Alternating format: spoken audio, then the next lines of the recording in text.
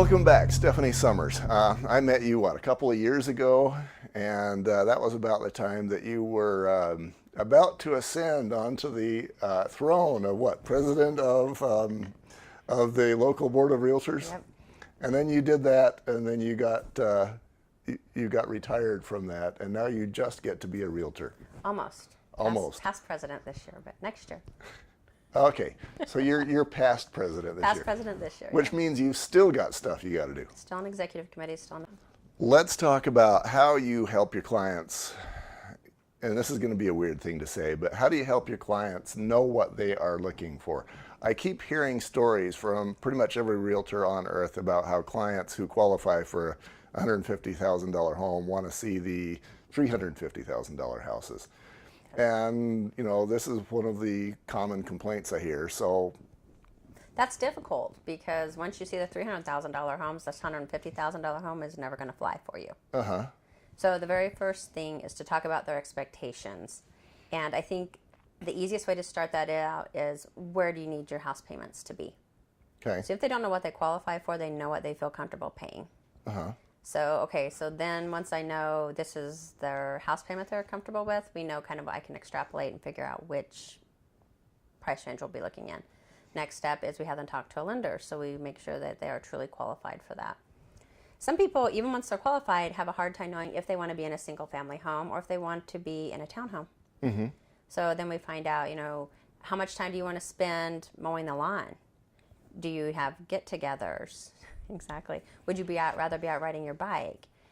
Do you want to be close to the city where you can go shopping and you can go to like the symphony or concerts or the mall? Or do you want to be close to ski resorts? If that doesn't matter to you, do you want to be out in a rural setting? Do you want space between your neighbors? Mm-hmm. That sort of thing. Do you have big family get-togethers? Do you need parking? So talk about what their needs are as a family.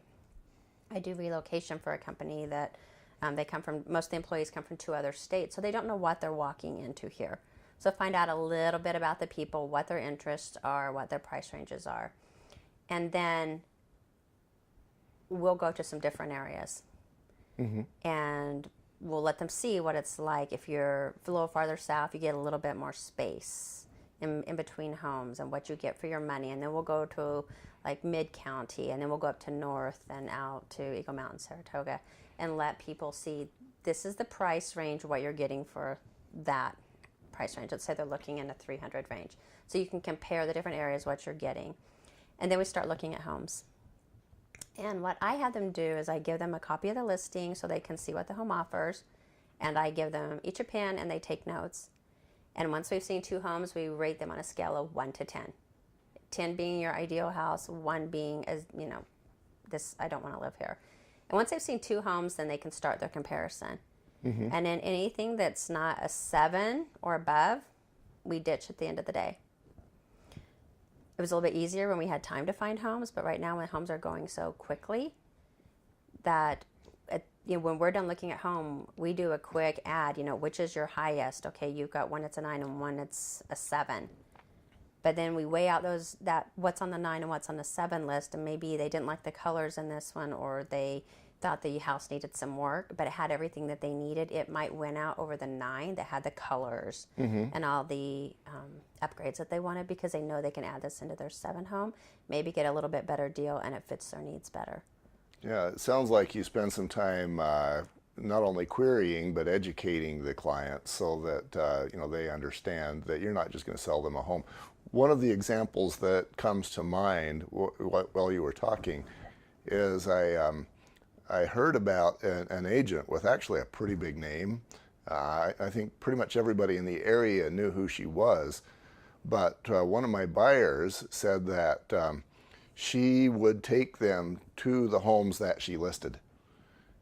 And maybe it's because she wanted to prove to her clients on the other side that she was getting showings. But they qualified for a $150,000 house, and she was taking them to $600,000 homes. Cry foul. So who's happy with that? You're wasting your own time. You're wasting your client's time. You're frustrating them because they know they can't afford these homes. You've put the seller out to leave the home to show. So how is that a win? Yeah, and it only is a potential sliver win in that I'm showing my listing like I Yeah. promised, and that's an empty win. And Yes. these particular buyers that I was talking to, they fired her, so that's not a win at all. That's not a win at all. And if We have an obligation to our clients. We have if she was a listing agent, she has an obligation to show qualified buyers, right, not any buyer. And to her buyers, she had an obligation to show them homes that they're qualified for. right, Unless she knew they were right on the cusp and it was so close and there was a possibility they could bring that together. That's a colossal waste of time yeah. for everyone. And people like that. She's out of the business now, and I have to wonder if that's a part of the reason for it. People, it happens in every profession. There's bad realtors. There's a lot of bad home inspectors. There's bad electricians and bad stucco guys. Sure, but there's good. Uh-huh. And you look for the good. And I think that that's one thing that's helped me to be successful is that I look for the good. Mm-hmm. And there have been a couple of realtors that I've had to work really hard to get past a negative experience with and see the good. Okay. And there are a couple of those that I would really consider my friend now whose opinions I trust, would still be somewhat wary in working with them. But they've got good perspective. They're doing good things. But I think I'll always be on a little bit of an alert with them. Uh-huh. But I do respect how they are working in the business now. I try to look at every situation and make it a win-win. I took a negotiating class on how to read people and decide how to deal with each personality type. To me, that's a lot like scripting. And I know there's a science behind it. That's not really how I work. I look at each situation and try to figure out how we can make this win and the best way to position everything so that no one comes out a loser. Because I don't think anyone needs to be a loser. Right. There's not a need for it, and I like to see everybody, walk away happy. Yeah, and I'm a big fan of Stephen Covey too. I think if he's not the person who invented the whole win-win concept, he certainly made it a lot more popular. Yeah, definitely championed it. And he talked about how, for example, insisting on a win-win isn't necessarily being nice and letting the other person have their way. Right. It's insisting on a win-win. Yes. And, I think that kind of fits into the category of insisting on honesty too. Yep. And serving your customer from a certain point. Another random story that comes to mind. When I started my home inspection business back in the early 90s, I interviewed a couple of realtors. I said, what are you looking for in a home inspector? And at the time, home inspectors were like, why would we want to use you? You're just going to kill our deal. There was no requirement. There was nothing in the REPSI. There was nothing. Right. It was just somebody's bad idea that home inspectors were a possibility. And so I'd interview a couple of realtors and I would say, what are you looking for? And about 80 to 90% of the responses were, don't kill my deal. And I actually used that as valuable information. Of course, it's, now that would be considered to be less than ethical. Right. But I actually use that as guidance towards how I approached home inspections because, for example, a hot neutral reverse plug, where you just got the hot and the neutral wires that are backwards and they can just be unreversed and no big deal. That can be repaired by an electrician or a handyman in 5 minutes while he's having a Dr. Pepper. But I have seen home inspectors kill deals because of that.